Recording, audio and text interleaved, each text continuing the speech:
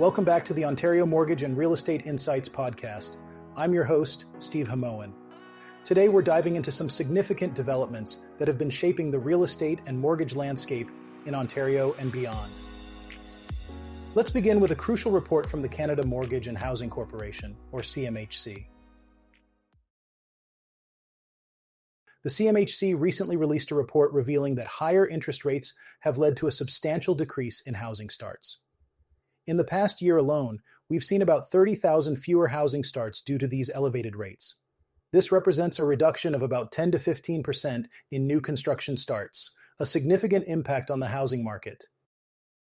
Aleda Bjorworth, the deputy chief economist at CMHC, highlighted that the increased rates particularly affected the construction of condominium buildings across most of the country. It's clear that these higher rates have posed challenges for developers and potential homeowners alike.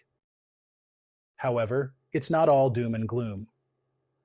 The CMHC report also points out that the impact of higher interest rates has been somewhat mitigated by other economic factors and government policies aimed at supporting the construction of rental buildings.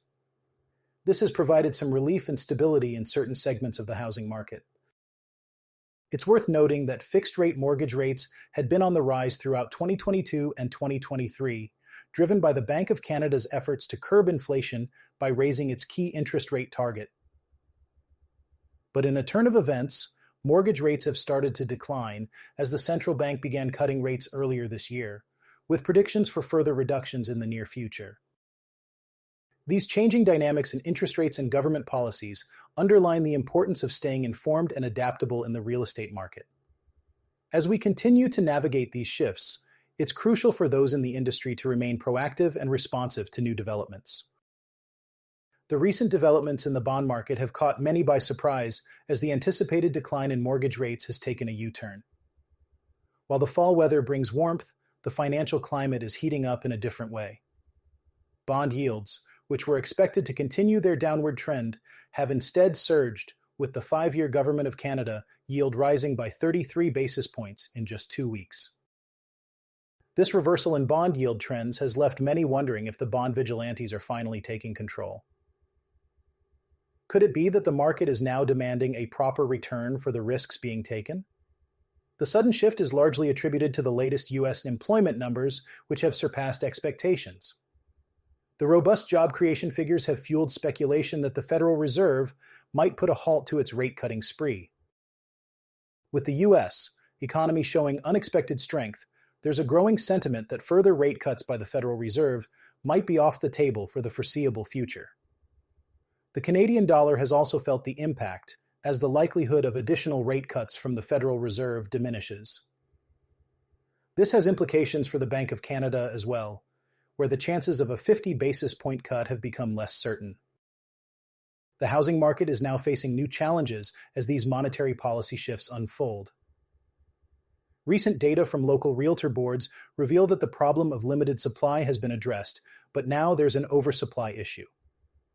This, combined with rising rates and increasing unemployment in Canada, creates a challenging environment for those holding real estate licenses. Brokers and agents must adjust their strategies accordingly. It's crucial for mortgage brokers to remain realistic and not get swept up in the belief that rates will inevitably fall. Rising bond yields suggest that rate cuts are not a given, and economic factors such as the rebuilding efforts following Hurricane Helene in the United States could further complicate the situation. These efforts are expected to boost demand for materials, potentially leading to inflationary pressures that affect both the U.S. and Canada. In times like these, it is vital to stay informed and keep a close watch on economic indicators both domestically and internationally. The bond market's response to these developments may just be a temporary reaction, but it signals the need for vigilance. As the financial landscape continues to shift, adaptability and awareness will be key for success in the mortgage and real estate industry. Let's delve into the fascinating rise of mortgage investment corporations, or MICs, and private lending in Canada.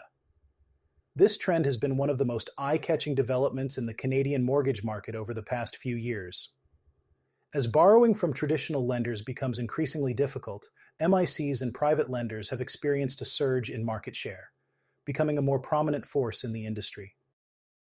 While the growth of MICs has slowed somewhat since 2023, the space saw a significant increase in assets under management during the pandemic, outpacing the overall growth of mortgage debt across the country. This indicates a shift in how borrowers are approaching their financing needs, particularly when conventional options are not available. A recent panel discussion at the Canadian Mortgage Summit in Brampton shed light on the growing prominence of the MIC and private lending space. Mike Forshee, president and managing director at Glasslake Funding, highlighted that his company, along with others like Alta West Capital and Hosper Mortgage, are now handling billions of dollars in funding and liquidity. This marks a significant shift from the days when private lending was seen as a niche market dominated by smaller entities. Forshee emphasized that the landscape of private lending has transformed dramatically. He stated, "It's no longer just mom-and-pop lending, it truly is institutional." This evolution means that mortgage brokers and agents need to consider MICs and private lending as viable options for clients who may not qualify for traditional mortgage products. Armando Deseri, chief sales officer at Alta West Capital, stressed the importance of education for mortgage professionals.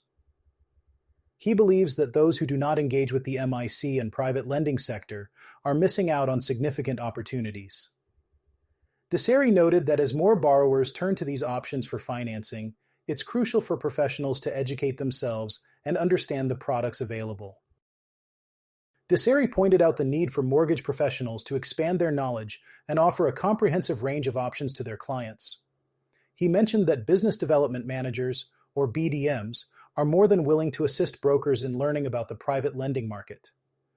Deseri challenged brokers by asking, "Are you sending your clients away when they don't qualify at a regulated institution, or are you exploring MICs or private lenders to bridge that gap?" The discussion at the summit also covered solutions for borrowers who require longer terms. The Canada Mortgage and Housing Corporation's latest report highlights that many private borrowers are unable to return to the conventional lending space at the end of their term. Deseri underscored the role of longer-term alternative products in helping these borrowers resolve their issues and potentially transition back to the B or A lending space. Jerry Wielichko, broker relationship manager at Hosper Mortgage, highlighted the flexibility that MICs and private lenders offer compared to traditional lenders. He mentioned that these lenders can be more accommodating to clients' needs, allowing for adjustments if circumstances change during the loan term. Wielichko emphasized the importance of building strong relationships between lenders, mortgage agents, and brokers to provide the best solutions for clients. The rise of MICs and private lending presents both challenges and opportunities for mortgage professionals. By staying informed and adaptable, brokers can position themselves as valuable resources for clients navigating a complex financial landscape. As the mortgage market continues to evolve, embracing these alternative lending options could lead to increased business and client satisfaction. In an impressive display of real estate growth, the Municipal Property Assessment Corporation has announced that the combined value of Ontario's real estate is now estimated at a staggering $3.14 trillion. This significant milestone reflects an increase of $42 billion from the previous year, showcasing the dynamic nature of Ontario's property market.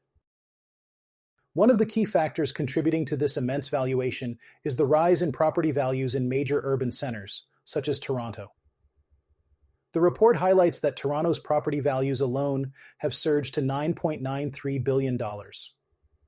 This growth is fueled by new construction projects and a strong demand for real estate in the region. New developments like the one at 407 Dundas Street West in Oakville have played a crucial role in boosting the overall value of Ontario's real estate. These projects not only contribute to the rising property values, but also indicate a robust construction sector that continues to thrive despite economic uncertainties. The Municipal Property Assessment Corporation's report serves as a reminder of the importance of staying informed about property values and market trends. For real estate professionals, this data is invaluable in helping clients make informed decisions, whether they are buying, selling, or investing in property. As we wrap up today's episode, it's clear that the real estate landscape in Ontario is as dynamic as ever. From interest rate fluctuations to the rise of alternative lending options and the impressive growth in property values, there is no shortage of developments to keep an eye on. It's a reminder that in the world of real estate and mortgages, staying adaptable and informed is key to success. Thank you for joining me on this episode of the Ontario Mortgage and Real Estate Insights podcast. I hope you found our discussions insightful and valuable for navigating the ever-changing real estate market. Until next time, stay informed and take care.